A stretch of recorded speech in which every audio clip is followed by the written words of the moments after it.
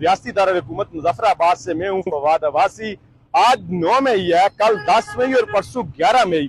11 مئی آپ سب کو پتہ ہے، آزاد کشمیر کے جو عوام ہے وہ اپنے حقوق کے لیے سڑکوں پر نکلیں گے، پہیہ جام ہوگا، شٹر ڈاؤن ہوگا۔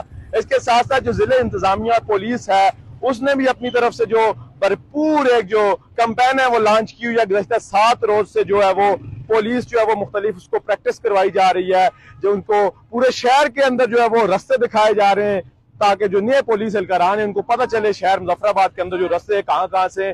اس کے ساتھ اگر بات کریں دوسرا روز، آج جو ہے وہ کل کے روز ضلع انتظامیہ کی طرف سے 2 سے 3 نوٹیفیکیشن جاری کیے گئے، جس میں ایک محکمہ صحت کے حوالے سے نوٹیفیکیشن ہے جس میں ملازمین کو حاضری یقینی بنانے کے ساتھ ساتھ 25% جو بیڈ ہیں وہ خالی رکھنے کی ہدایات بھی جاری کی گئی ہیں۔ دوسری طرف ضلع انتظامیہ کی اگر بات کریں، ڈپٹی کمشنر آفس سے ایک مراسلہ جاری ہوا ہے جس میں ملازمین جو ہے وہ اپنے دفتر کے اندر جو اپنی حاضری ہے اس کو بھی یقینی بنائیں گے، جبکہ دوسری طرف ایک اور نوٹیفیکیشن جاری ہوتا ہے جو پہیہ جام اور شٹر ڈاؤن کی نقص امن کا خطرات اس میں لکھے جاتے ہیں کہ ضلع دارالحکومت مظفرآباد میں نقص امن کا خطرہ ہے، دفعہ 144 کا نفاذ بھی کر دیا جاتا ہے۔ اسی تسلسل میں اگر بات کریں، گزشتہ رات پونچھ ڈویژن کے اندر جو پہیہ جام شٹر ڈاؤن کی کال کی ہوئی ہے، جو ان کے کمیٹی کے ارکان ہیں اس پر بھی چھاپے پڑ رہے ہیں۔ رات کے S S P Muzaffarabad, D S P Muzaffarabad کی قیادت میں جو شوکت نواز میر ہے، مرکزی جوائنٹ ایکشن کمیٹی کے جو رہنما ہے کرتا دھرتا ہے،